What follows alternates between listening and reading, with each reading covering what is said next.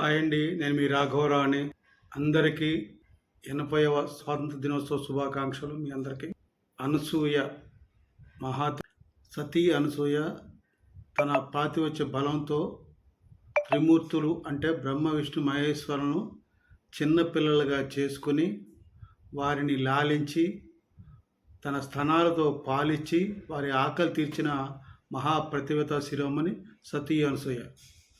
ఈ అనసూయ సినిమా నటి అనసూయ ఒక పరమ బేవర్సు పోరంబోకుది. ఎందుకంటే అనసూయ అంటే ఆ మహాతల్లి గుర్తుకొస్తుంది. ఈ ఈ అనసూయ గుర్తు రాకూడదు ఎవరికి కూడా. ఎందుకంటే ఈ అనసూయ అంత పరమ నీచురాలు, నికృష్టురాలు, పరమ అపవిత్రమైన ఒక వ్యవస్థ, ఒక స్త్రీ. ఇటువంటి పనికిమాల స్త్రీలు సమాజంలో ఉండకూడదు. అటువంటి పోరంబోకు స్త్రీ ఇది ఈ యొక్క అనసూయ అండి. మనం అందరం అనసూయ అనగానే ఆ యొక్క మహాతల్లి గుర్తుకొస్తుంది. అందుకనే ఆ మహాతల్లి పేరు ముందు చెప్పాను. ఈ పనికిమాల దాని గురించి మనం మాట్లాడుకుందాం. ఇటువంటి పోరంబోకు మరి కన్నారు తల్లిదండ్రులు. కానీ పేరు పెట్టేటప్పుడు అనసూయని ఎందుకు పెట్టారో మహాతల్లికి, ఆ పతివత శిరోమణి అంత గొప్ప వ్యక్తి కావాలనుకుని పెట్టారేమో ఈ పోరంబోకు వ్యక్తికి అనసూయని. వాళ్ళ తప్పు లేదండి, చిన్నప్పుడు తెలియదు కదా ఎవరెట్లా మారతారనేది.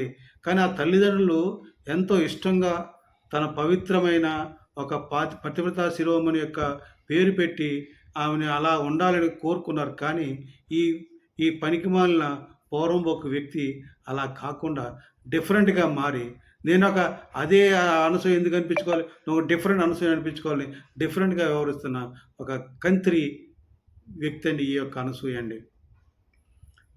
వాళ్ళు ఈ అనసూయని కన్న తల్లిదండ్రులు ఎంత విచారిస్తున్నారో, ఎంత బాధపడుతున్నారో. ఈ యొక్క పనికిమాలిన ఎందుకు కన్నాము, ఈ కన్న ఎదవదాన్ని ఈ పేరుంది పెట్టామని చాలా రోధిస్తూ బాధపడుతుంటారు. వాళ్ళు బ్రతికున్నా బాధపడతారు. ఒకవేళ బ్రతికి లేకపోతే ఎక్కడున్నా సరే వాళ్ళ ఆత్మ శాంతించదండి. ఎందుకంటే వాళ్ళ తల్లిదండ్రులు ఎక్కడున్నారో నాకు తెలియదు కనుక రెండు రకాలుగా నేను మాట్లాడుతున్నాను. ఎందుకంటే ఖచ్చితంగా వారి యొక్క ఆత్మ ఘోషిస్తుంది, వారి మనసు ఘోషిస్తుందని చెప్తున్నాను. ఎందుకంటే ఆ మహాపవిత్రాలు పేరు పెట్టి బాధపడుతుంటారు. ఇది మాత్రం వాస్తవం. ఎందుకంటే ఈ యొక్క వ్యక్తి, ఈ అనసూయ హిందూ ధర్మాన్ని, హిందువుల్ని వ్యతిరేకంగా మాట్లాడుతూ చాలా నీచంగా మాట్లాడిందండి. ఎందుకంటే ఒక్కటేనండి, మనుషులు అందరూ మాట్లాడతారు, తప్పు జరిగితే తప్పు అంటారు, తప్పు లేదు. కానీ ఈ వ్యక్తి ఎలా మాట్లాడిందని, జై శ్రీరామ్ అనే వ్యక్తులందరూ దాడి చేసే వ్యక్తులు. అంటే జై శ్రీరామ్ అన్న వ్యక్తులను దాడి చేసే వ్యక్తులా? ఎవరి మీద దాడి చేశారు? అయోధ్యలో ఉన్న ముస్లిం సమాధి మీద దాడి చేశారు. ఎందుకని? అది శ్రీరాముడి జన్మస్థలం. శ్రీరాముడి గుడి మీద ఒక మసీదు కట్టారు కనుక ఆ బాబ్రీ మసీదుని కూల్చారు. దానికోసం జై శ్రీరామ్ అని భారతదేశం అంతా జై శ్రీరామ్ జై శ్రీరామ్ జై శ్రీరామ్ అని ఇక్కడి నుంచి చుట్టుపక్కల మొత్తం భారతదేశం, సౌత్ ఇండియా కదా, మొత్తం భారతదేశం అంతా వెళ్ళి అక్కడ దాని మీద దాడి చేసి ఆ యొక్క బాబ్రీ మసీదు కూల్చారు. డిసెంబర్ 6వ తారీఖు గుర్తుపెట్టుకోండి. డిసెంబర్ 6వ తారీఖు బాబ్రీ మసీదు జై శ్రీరామ నినాదాలతో అయోధ్య అంతా పెక్కుటిల్లిపోయింది, భారతదేశం మోగిపోయింది. అంత నినాదాలతోటి ఆ యొక్క బాబ్రీ మసీదు కూల్చారు. అటువంటి జై శ్రీరామ్ నినాదాన్ని ఈ వ్యక్తి అంటే దాడి చేసేవారు. అంటే ఎవరో ఉండొచ్చు ఒకరు నీలాంటి వాళ్ళు.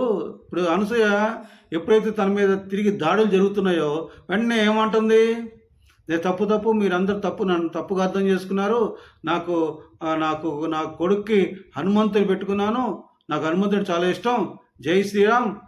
ఇప్పుడు నేను అందరిని అనలేదు, కొంతమందిని అన్నాను.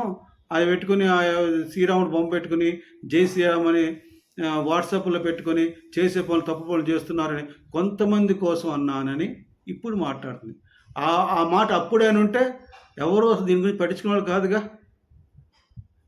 ఈవి జై శ్రీరామ్ అట అంటే నువ్వు ఒక దాడి చేసేదానివి. ఏమైనా సిగ్గు ఎగ్గుందా అనసూయ నీకు?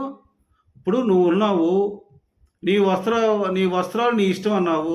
నేను ఎట్లానో ధారణ చేసుకుంటాను, నేను నా నా నా యొక్క బాడీ కనిపించి చేస్తాను, నా యొక్క ఏదైనా నా ఇష్టం, నా వస్త్రధారణ నా ఇష్టం, నేను ఎట్లానో ఉంటాను, ఎట్లానో చేసుకుంటాను.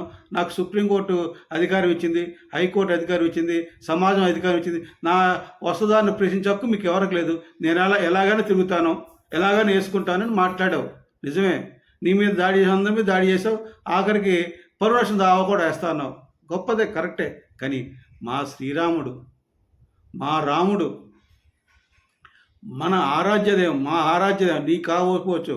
భారతదేశంలో దగ్గర దగ్గర 120 కోట్ల మందికి ఆరాధ్యుడైన శ్రీరామచంద్రుడు.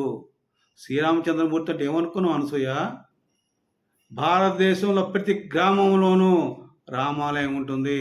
రామాలయం లేని ఊరే లేదు. ఆఖరికి ఈ హరిజనులకి రామాలయం యొక్క ప్రవేశం లేకపోయినా వాళ్ళ యొక్క హరిజన గూడెల్లో కూడా, వాళ్ళ యొక్క పాలెంలో కూడా పెట్టుకున్నారు శ్రీరాముడి గురించి. అంత గొప్పగా శ్రీరాముడిని అన్ని కులాలు, అన్ని మతాలు, అంత ప్రజానీకం గొప్పగా చేసుకునేది శ్రీరాముడి గురించి పలికేది. శ్రీరామనవమి వచ్చిందంటే ఆ స్వామి యొక్క వడపప్పు పానకం తాగాల్సిందే, ఆ కళ్యాణం చూడాల్సిందే. ఊరంతా పందిర్లేసి ఎంత గొప్పగా చేసేవాళ్ళు ప్రతి గ్రామంలోనూ. అటువంటి గొప్ప శ్రీరామచంద్రుడిని జై శ్రీరామ్ అన్న వాళ్ళందరూ దాడులు చేసే వ్యక్తిగా మాట్లాడావంటే నువ్వు ఎంత నీచమైన వ్యక్తివో, ఎటువంటి కరడు కట్టిన కషాయివో నువ్వు మాకు అర్థమవుతుంది. నీలాంటి కషాయిలకు భారతదేశంలో స్థానమే లేదు. ఎందుకంటే నువ్వు అంత హీనంగా మాట్లాడావు. నువ్వు ప్రకాష్ రాజు, కొంతమంది దుష్టశక్తులు ఉన్నారు, పైకి ఒకలాగా లోపల ఇంకొకలాగా, పైకి కనిపించేది ఒకటి లోపల మాట్లాడేది ఒకటి. మీ బుద్ధి, మీ మనస్సు, మీ వాచల్తం మొత్తం భారతదేశం వ్యతిరేకంగా ఉంటుంది, హిందువులకు వ్యతిరేకంగా ఉంటుంది.